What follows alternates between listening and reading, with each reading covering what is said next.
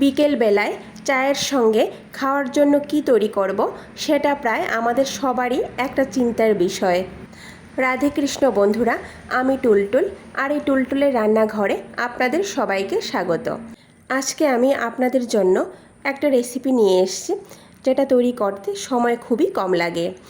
আর এই রেসিপিটা বাচ্চা থেকে বড় সবারই কিন্তু খুবই পছন্দের একটা রেসিপি। তাহলে চলুন আমি এই রেসিপিটা কি করে তৈরি করছি দেখে নেওয়া যাক। সবার প্রথম এখানে একটা মশলা তৈরি করে নিচ্ছি। তার জন্য 4টা কাঁচামরিচ, হাফ চামচ পরিমাণ গোটা মৌরি, হাফ চামচ পরিমাণ গোটা জিরা, সামান্য পরিমাণ আদা আর 1 চামচ পরিমাণ গোটা ধনে নিয়ে নেব। এবার সমস্ত প্রকার মশলাগুলিকে একটা মিক্সি জারের মধ্যে নিয়ে নেব। নিয়ে কোনো রকম জল না দিয়ে আধ ভাঙা করে পেস্ট করে নেব, একদম মিহি পেস্ট করব না। এই দেখুন বন্ধুরা, এইভাবে আধ ভাঙা করে পেস্ট করে নেব। এবার মশলাটাকে একটা সাইডে রেখে দেব। অন্যদিকে একটা বাটি নিয়ে নেব।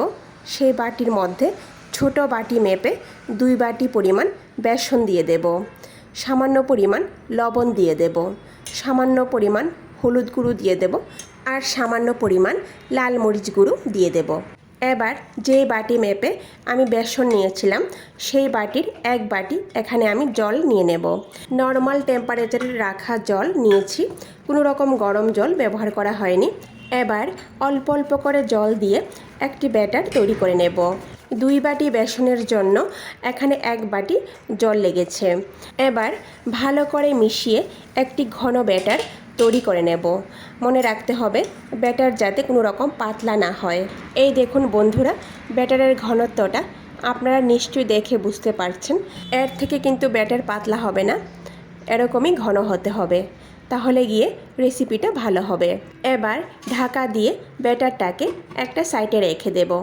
অন্যদিকে এখানে আমি 400 গ্রাম আলুকে ভালো করে সেদ্ধ করে নিয়েছি। এইভাবে অর্ধেক করে সেদ্ধ করলে আলুটা তাড়াতাড়ি সেদ্ধ হয়ে যায়। এবার আলুগুলির খোসা ছাড়িয়ে নেব। আলু এইভাবে অর্ধেক করে লবণ দিয়ে সেদ্ধ করলে তাড়াতাড়ি সেদ্ধ হয়ে যায়। এবার সবগুলো আলুর খোসা ছাড়িয়ে আলুগুলিকে হাত দিয়ে ভালো করে ম্যাশ করে নেব।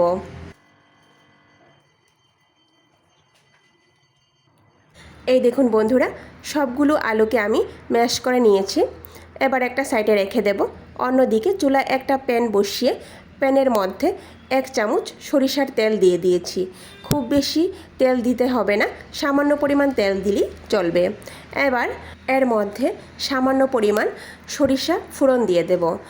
সর্ষে দেওয়ার কয়েক সেকেন্ড পর সর্ষেটা যখন ফুটে উঠবে, তখন আগে যে আমি একটা মশলা তৈরি করে রেখেছিলাম সেখান থেকে 2 চামচ পরিমাণ মশলা দিয়ে দেব।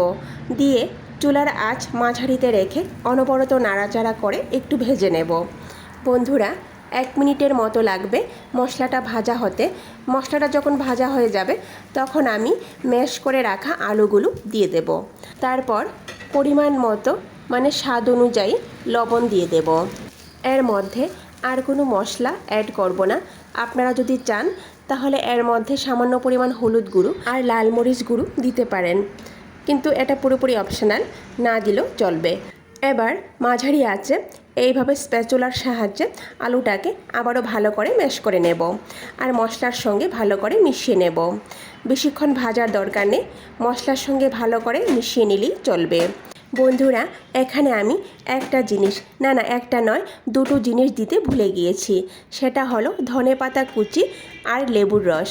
আপনারা অবশ্যই ধনেপাতা কুচি আর লেবুর রস নামানোর আগে দিয়ে দেবেন।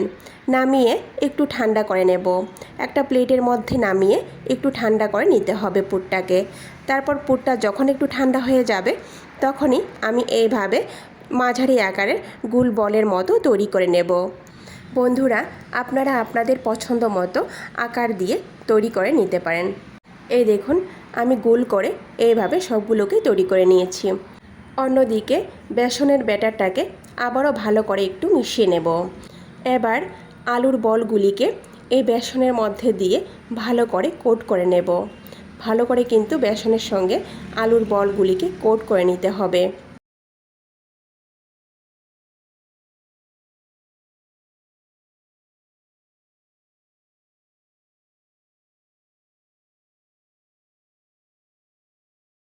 অন্যদিকে চুলায় একটা প্যান বসিয়ে প্যানের মধ্যে 500 ml রিফাইন্ড অয়েল দিয়ে তেলটাকে ভালো করে গরম করে নেব।